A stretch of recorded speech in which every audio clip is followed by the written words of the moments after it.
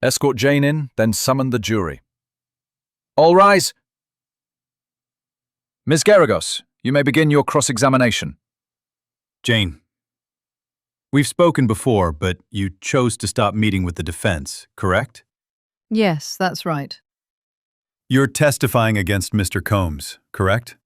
Am I testifying against him? How many times were you prepped for cross in this trial? About 2 or 3 times. Did they bring in other prosecutors to practice crossing you? Yes. Jane, you were granted immunity at the grand jury, correct? Yes. You expressed regret over some choices you made with Mr. Combs, didn't you? If you have that statement, I'd be happy to review it with you. You chose to stay in that lifestyle with Mr. Combs for years and didn't want to end the relationship, correct? Yes, I didn't want to. You were also involved with other men during that time. I resented the emotional control he had over me. I was drawn in from the beginning. You said there was pressure to perform acts your lover wanted. Yes. You repeatedly called Mr. Combs your partner during direct testimony, correct? Yes. You mentioned struggling to explain why you had sex with those other men. Yes. You're currently in therapy. Yes. Do you love Mr. Combs? I love spending time with my partner. You wanted to cuddle with him. Yes. To give him foot rubs, you said. Objection! Counsel is making herself a witness. I enjoyed bathing him and watching his favorite show together. What show was that? Dateline. Did you think he was only doing this with you? At that time, yes. Did you check his messages? Yes. In those hotel rooms, he was vulnerable, and I connected with that. It was tough. I broke my own boundaries to make him feel loved. So this closeness bonded you two? Yes, especially the intimacy afterward. That's what I cherished. You aimed to be sexy for him in those rooms. I believe I was next. You're a beautiful woman. Did you pick the outfits? He chose them at first. He enjoyed baby oil? Found it arousing? Yes. How old were you when you began your relationship with Mr. Combs? 35. Can you describe the fantasy talk in those rooms? He'd have me and the entertainer role play, like a cheating scenario where Sean was out of town. How high were the heels you wore? 6 to 7 inches, though I usually wear 3 to 4. You wanted your child closer to their father? Did he see the child? What's that got to do with this? Did you fly weekly to Miami to see Mr. Combs? Sometimes. We heard 5 voice notes where Mr. Combs sounded angry, but he sent you thousands, correct? Yes. Why did you see him as larger than life? He was a bright light. He introduced me to the gospel. He had a favorite pastor he'd watch on TV. Has that stayed with you? Yes. Do you watch that pastor today? Objection. Sustained. How much did he invest in your dress line? $20,000. Why did you start an OnlyFans account? Financial necessity. I'd stop if I could. Mr. Combs supported you financially during the relationship. Over 3.5 years, does $150,000 sound accurate? I'd say so. You told AUSA you're drawn to providers. Yes. As a woman, I appreciate that. You referred to the house as our house. Later, I saw it as my house. When you met Mr. Combs in 2020, you were earning money as an Instagram influencer, correct? Yes. And you were also receiving $4,700 a month in child support. That's correct. Once you were with Mr. Combs, did your influencing work change? Yes, I couldn't focus on it anymore. I felt like I only reached about 10% of my earning potential during our relationship.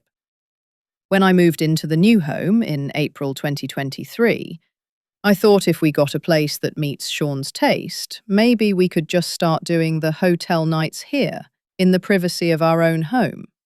So you and Mr. Combs wanted to keep these hotel nights private? Yes. It was really important that nothing about the hotel nights got out. We didn't want the public to know, or even his employees to know about the entertainers. Had you done hotel nights at your previous apartment? Yes, we had. So one of the reasons you got the house was for that, and so your son could have a yard. Could you please say my child instead? I'm showing the jury some of your text and audio messages with Mr. Combs from March 2023, right after the Turks and Caicos trip. You testified earlier that during that trip he surprised you with an entertainer and a hotel night, which caused an argument? Yes. It really upset me, and it affected us for a few days. But in the messages you two exchanged afterward, you both sounded affectionate. Mr. Combs told you he loved you. Yes, in a voice note. He also mentioned something about a contract. What was that? He was referring to our love contract. After we agreed on it, he rented me a home for $10,000 a month. And your recorded message back to him. Would you say you sounded happy? Yes, I told him I had so much fun on the trip, that I loved him and felt closer to him. You said, everything just feels good, and I'm so happy. That's right, I did have fun with him. I was expressing love for the time we spent together, except for the part involving the entertainers. When I moved into my rented home in April 2023, Sean paid $40,000 up front to cover the security deposit and the rent for the first month and the last month. The landlord already possessed several months of rent payments, in case Combs ever decided to stop paying the rent, correct? Yes. Did Combs indicate that he was also open to paying 3 more months of your rent, even though you were about to break up? Can you confirm the conversation you had with Mr. Combs regarding your financial situation? Yes, he asked me, "You need 3 months' rent?" I told him I was struggling a bit. And what happened after that conversation? I confronted him later about some things, and then, out of the blue, he sent me $20,000. Was this money solicited by you in any way? No, I didn't ask for it. It was completely unsolicited. And how did you use the $20,000 Mr. Combs sent you? I used it to buy some nice furniture for my place. The court heard you sent Mr. Combs a text after receiving the money. Can you describe that message? I texted him to say thank you and called him baby. I was just grateful for the help. So, to clarify, you expressed gratitude and used an affectionate term, correct? Yes, that's right. The court heard a voicemail from Mr. Combs, where he referred to you as Crackpipe. Can you explain what he meant by that nickname? It was just a playful thing from our trip to Turks and Caicos. We had a lot of fun, and he gave me that nickname. Crackpipe, well, he said he had an addiction to my texts. It was mutual, you know, just fun banter. And how did you respond to this voicemail from Mr. Combs? I texted him back, something like, "Crackpipe is so real for the both of us, it's definitely mutual. I just like everything you said. I am so thankful. I had so much fun. Turks was absolutely incredible. I am so happy." So, your response was positive, expressing gratitude and enthusiasm about the trip and the nickname? Yes, exactly. I was just happy and having fun with it. The trip was amazing, and I wanted him to know I appreciated it. To confirm, this exchange was lighthearted and reflected a mutual enjoyment of the time you spent together. Yeah, it was all in good fun. We were just joking around and enjoying the vibe from the trip. You mentioned things changed when Mr. Combs started spending time with young Miami? Yes, it became difficult for me, about 6 months to a year after we started dating. What made it difficult? Their relationship was very public. They posted about each other all over social media. Meanwhile, mine with him was very private. How did that make you feel? It wasn't what I signed up for. I didn't agree to date a man who was in a public relationship with someone else. You testified about a trip to Miami when you were still getting to know Mr. Combs. Can you describe what happened during that trip? Yes, we were in Miami, and he bought me a pair of shoes, a Bottega Veneta bag, and a bracelet. During this trip, did Mr. Combs discuss his lifestyle with you? Yes, he explained that he led a polyamorous dating lifestyle. And how did you react to that explanation at the time? At first, I didn't mind. We were just getting to know each other, so it wasn't a big deal to me then. But your feelings changed over time? Yes, As I developed deeper feelings for him, it became difficult. I was feeling my man and wanted him to be mine. You also mentioned feeling there was an imbalance in how Mr. Combs treated you compared to his other girlfriends. Can you elaborate? I just felt like the way he treated me wasn't the same as how he treated some of the other women he was seeing. It felt unequal. So, to clarify, your concerns about the imbalance arose as your emotional attachment to Mr. Combs grew. Let's talk about your first trip to Turks and Caicos. What did you observe about him? On the flight, I noticed his hands were shaky, his eyes and teeth looked off, and even his colouring seemed unhealthy. I could tell he wasn't taking very good care of himself. Did you suggest anything to him? Yes, that he considered going to a rehab centre in Thailand. So you knew early on he was a drug addict. In the beginning, I didn't really know how to label it. I just saw someone who was overdoing the partying. But later on? As our relationship went on, I started noticing a very strong pattern. I still didn't call it addiction at the time. Now, I'd say he was a drug addict. But back then, I just thought he was a really big party guy. Did you know if he was on any prescription medication? Toward the end of our relationship, I found out he was taking antidepressants. And you wanted him off drugs? Yes, I wanted him to return to his natural form. He even told me once that he was interested in trying ketamine therapy. Ms. Jane, would you agree that you willingly participated in the so-called hotel nights? At the time, yes, I felt I had to keep the relationship. But no one forced you to take part? Not physically, no. And you were aware that Mr. Combs practiced a polyamorous lifestyle? He told me early on, yes. Yet you chose to stay in the relationship for quite some time. I did. My feelings for him grew deeper. And during this time he supported you, paid your rent, gave you gifts, covered expenses? Yes, he did all of that. Would you say he was kind and generous at times? Yes, he could be very generous. So your relationship, though complicated, had moments of affection and mutual agreement. It did. But that doesn't mean it didn't hurt or feel controlling. During the hotel nights, did you and Mr. Combs spend time alone together? Yes, we'd usually have about 30 minutes to an hour alone before the entertainer came. And some time afterward, too. And how did you feel about that alone time? I actually enjoyed it, especially when we made love. That part felt intimate. So he gave you the attention you were seeking? Yes, he gave me the affection I wanted during those nights. Was that typical of him? No, he wasn't generally that affectionate. But on those nights, he was the most affectionate. Were red lights and baby oil only used during the hotel nights? No, they weren't exclusive to those nights. Where else were they used? He used them during our other sexual encounters, even in his private residence. Were you aware that the hotel nights were being filmed? Yes, I was okay with it. And Mr. Combs told you the videos were just for the two of you? That's what he said. You put on a good show for him in these videos because you knew he would watch them again. Yes. Isn't it true that you enjoyed re-watching the hotel night videos with Mr. Combs? No, I did not like that part. But you still did it? Yes. It was just a part of the relationship. Something I tolerated, even if it made me uncomfortable. Let's talk about the hotel nights. What was your understanding of why Mr. Combs wanted them? They were driven by his desires. I'd label it as cuckold, a man being turned on by watching his woman having sex with another man. That term was spot on. And why did you participate? Out of love. I wanted to please him. Did Mr. Combs ever explain his motivations?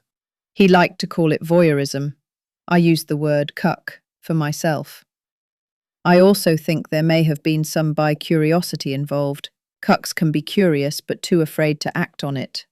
Did he ever stop a hotel night because you wanted to? Yes. There were a few times he ended it early, when I spoke up and said I wanted to stop. And if you weren't comfortable with one of the men, he'd dismiss them, correct? Rarely. Only after I had already tried to interact with them sexually for some time. But he was responsive when you were uncomfortable? No, not readily. I had to go through the motions first before he considered letting them go. Let's talk about the 2 times you said you cried after a hotel night. Do you remember the first? Yes, it was early in the relationship. I cried because Sean was about to leave right after the hotel night. And when you asked him to stay with you? He changed his plans. He stayed to comfort me. The second time, you were in the shower together. Yes, somewhere in the middle of our relationship. I started crying in the shower after another hotel night. And was Mr. Combs high on ecstasy at that time? He said he was. He told me, "You're going to ruin my high," and said he was too high to see me cry. Let's go back to your earlier testimony, the hotel nights, or as you also called them, freak-offs. Yes, You described these nights as being driven by Mr. Combs, correct? that's right. But there were moments, weren't there, when you had some say in how things played out? There were a few times I voiced what I wanted or didn't want. Was it entirely without your input? No, not always. Sometimes I was able to speak up, though it didn't always change the outcome. Let's go over the messages between you and Christina Karam. These were sent around the times he allegedly asked you to bring drugs to Miami, correct? Yes, You testified earlier that you had a phone conversation with Miss Karam, during which she told you it was fine to bring the drugs and even instructed you to put them in your checked luggage? yes. But the messages read here today. They don't mention her saying anything like that, do they? No, they don't. But we spoke on the phone. She said it verbally. When Miss Karam traveled with Mr. Combs, do you know if she flew on his private jet? I assumed she did, yes. But I can't say for sure.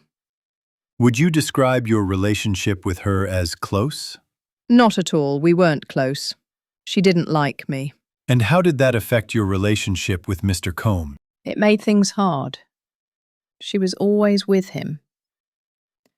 I believe she had strong opinions about me, and those opinions influenced how Sean treated me. Jane, I'd like to revisit your messages from around Halloween 2021.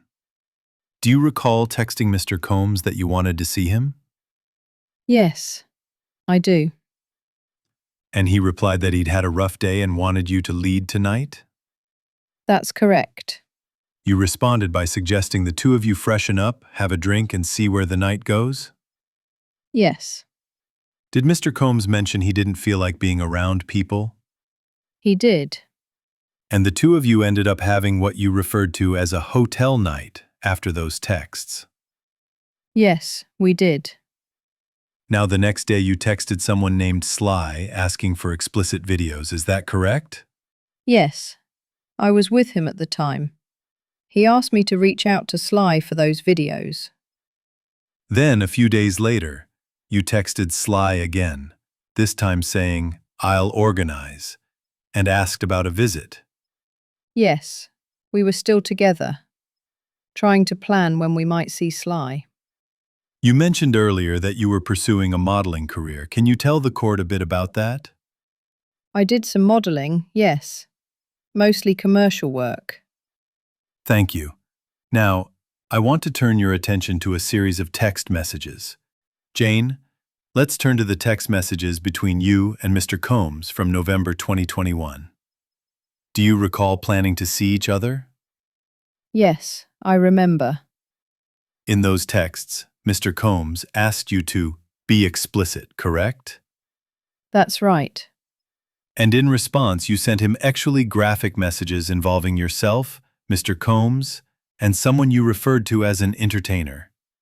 Yes, because that's what he wanted. That's how he liked to communicate. You both exchanged a series of these fantasy messages. Eventually, Mr. Combs asked what you wanted to do. How did you respond? I said I wanted to spend time with my favorite person. After that, did he ask if you wanted him to come with an entertainer? Yes, Did you agree to that? I did because that was the only option I was given. And I wanted to see the one I loved. Jane, I'm now going to read aloud a message you sent to Mr. Combs. I want to sit on your face. Do you recall sending that? Yes, I do. Can you explain the context of that message? It was part of an actual exchange. That kind of talk was expected. And in these messages, you also used the water drops emoji several times. What did that emoji suggest? It was meant to suggest actual arousal or desire.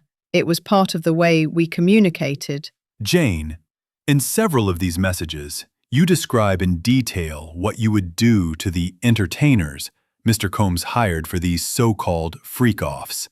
Do you recall those texts? Yes, I do. Were those your actual desires at the time? No. Those were things that wouldn't have occurred to me on my own.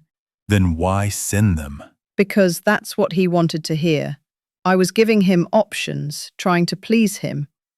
It wasn't about what I wanted. It was about keeping his interest. Jane, let's talk about one of the more graphic messages you sent to Mr. Combs. You initiated the exchange, correct? Before I answer, I just want to say this wasn't who I naturally am.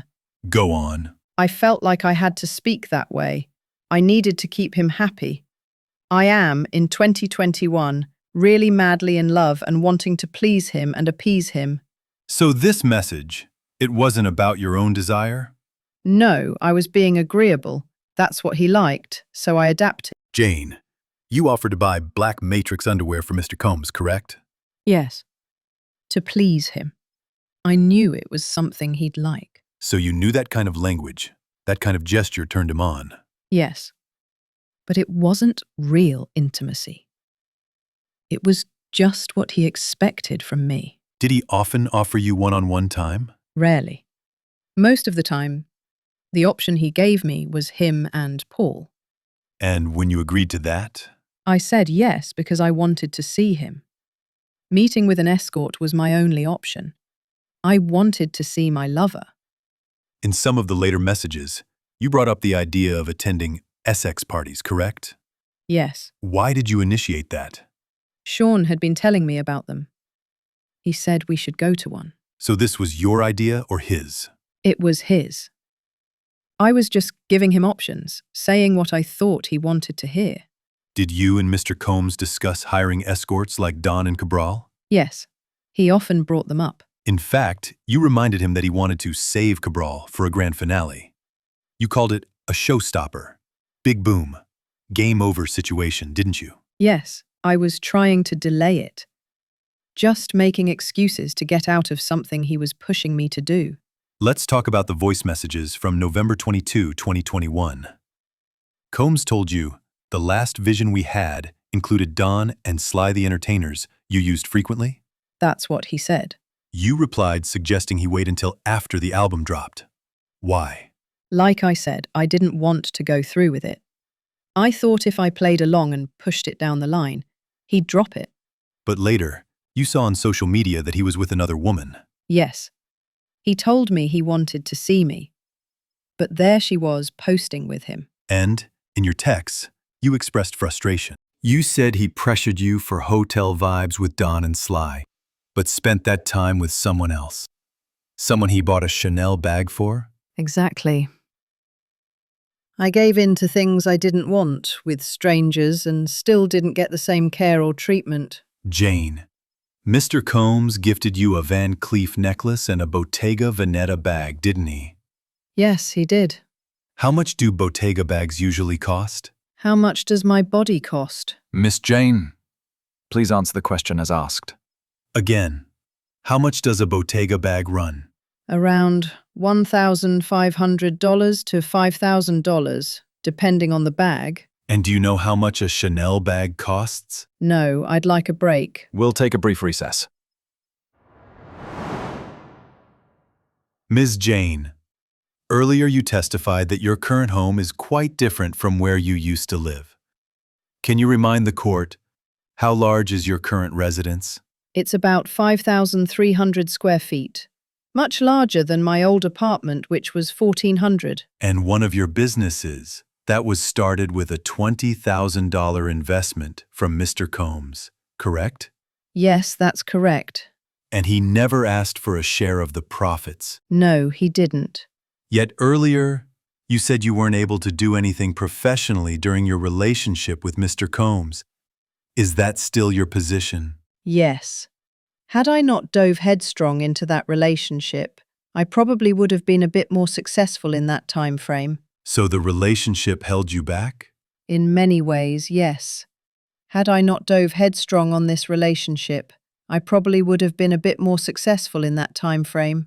But that's neither here nor there.